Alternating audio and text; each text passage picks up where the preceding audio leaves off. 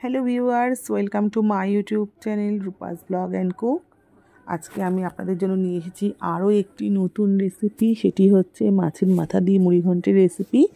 তো রান্নাটা শুরু করার আগে বলে রাখি, এখনও পর্যন্ত আমার এই চ্যানেলটি যারা সাবস্ক্রাইব করেননি তারা কিন্তু সাবস্ক্রাইব করে দিয়ে বেল আইকনটি প্রেস করে দেবেন। চলুন শুরু করি।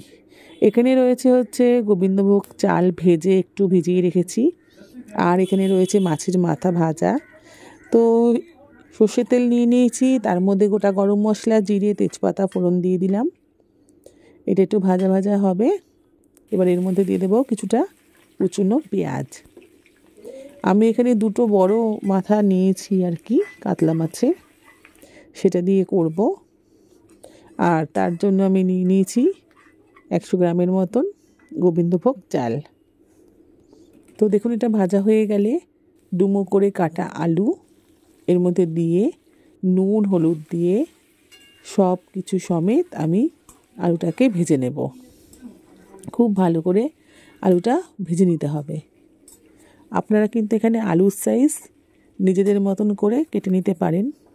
আমি কিন্তু এই মিডিয়াম সাইজটাই কেটেছি, কারণ রান্নাটা করতে করতে আলু গলেও যেতে পারে, ওই কারণে। এর মধ্যে দিয়ে দিলাম আমি গ্রেট করা আদা। এবার আদা দিয়ে আমি সমস্ত আলুগুলোকে ভালো করে একটু কষিয়ে নেব। বলে রাখি, মুড়িঘণ্ট কিন্তু দুরকমভাবে করা যায়, আর পেঁয়াজ আদা রসুন দিয়েও করা যায়, আর পেঁয়াজ ছাড়া শুধু আদা দিয়েও করা যায়। আর আমি এখানে কিন্তু অল্প একটু পেঁয়াজ ভেজে নিয়েছি, আর এর সাথে আমি আদা কিন্তু গ্রেট করে দিলাম। আদা বেটেও দেওয়া যায়, কোনো অসুবিধা নেই। তা আলুটা ভালো মতন ভাজা হয়ে গেলে এর মধ্যে আমি ভেজে রাখা মাথাগুলোও দিয়ে দিলাম। এবার মাথাগুলো দিয়ে এই আদা সমেত আমি একটু সমস্ত কিছু কষিয়ে নেব। তো মাথাগুলো যেহেতু বিশাল বড়, ওর জন্য একটু অসুবিধা হচ্ছে আমার নাড়তে। তো যাই হোক, মাথাগুলো আস্তে আস্তে যখন ভেঙে যাবে তখন আর কোনো অসুবিধা হবে না। এর মধ্যে আমি একটা বাটির মধ্যে একটু হলুদ গুঁড়ো, সামান্য হচ্ছে ধনের গুঁড়ো, আর দিয়ে দিয়েছিলাম হচ্ছে লঙ্কার গুঁড়ো, অল্প নুন দিয়ে জল দিয়ে গুলে এর মধ্যে দিয়ে দিয়েছি। দিয়ে আমি একটু কষিয়ে নিলাম। আর একটু আমার মনে হয়েছে যে জল লাগবে, তাই আমি একটু জল দিয়ে দিলাম। বেশি জল দেব না, আমি কিন্তু এখানে ঝুরো ঝুরো করব মাছের মাথা দিয়ে মুড়ি ঘন্টটা। তো একটু ফোটা পর্যন্ত ওয়েট করব। আর কুচনো টমেটো দিয়ে দিলাম ওপর থেকে, আর দুটো কাঁচা লঙ্কা ফাটিয়ে দিয়ে দিলাম ছোটো ছোটো করে।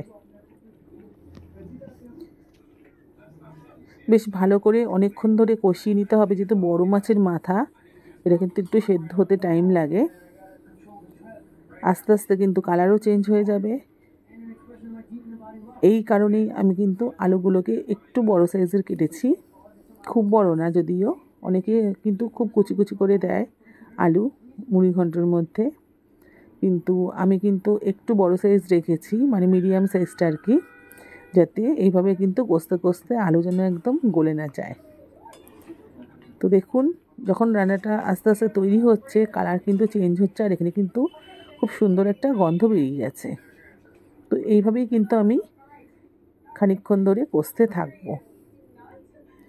তো কষা হয়ে গেলে এখানে আমি যেই জলটা ভিজিয়ে রেখেছিলাম আর কি, চাল আর কি জল দিয়ে, সেই চালটা আমি এর মধ্যে দিয়ে দিচ্ছি। দিয়ে এবার চাল সমেত কষতে থাকবো।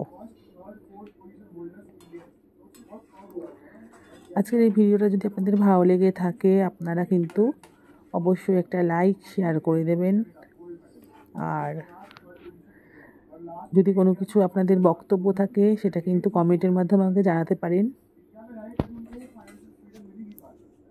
আস্তে আস্তে কিন্তু জল টেনে নিচ্ছে, আর এই রান্নাটায় কিন্তু বারবার নাড়তে হবে, নয়তো কিন্তু নিচে লেগে যাওয়ার ভয় থাকে একটা। এর জন্য আগে থেকে কিন্তু একটু আন্দাজ করে কিন্তু জলটা দিতে হবে। আর চালটা ভিজিয়ে রাখলে কিন্তু বেশ সুন্দর কিন্তু হয়ে যায় তাড়াতাড়ি, বেশিক্ষণ লাগেও না। তো উপর থেকে আমি গরম মশলা ছড়িয়ে দিলাম,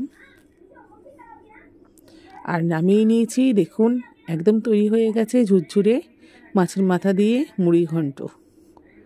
আমার এই আজকের রেসিপিটা যদি আপনাদের ভালো লাগে থাকে অবশ্যই কিন্তু আরেকবার বলছি আপনারা কিন্তু একটা লাইক করে দেবেন আর কমেন্ট করে পারলে জানাবেন যে আপনাদের কীরকম লাগলো, আর সামান্য চিনি দিতে ভুলবেন না।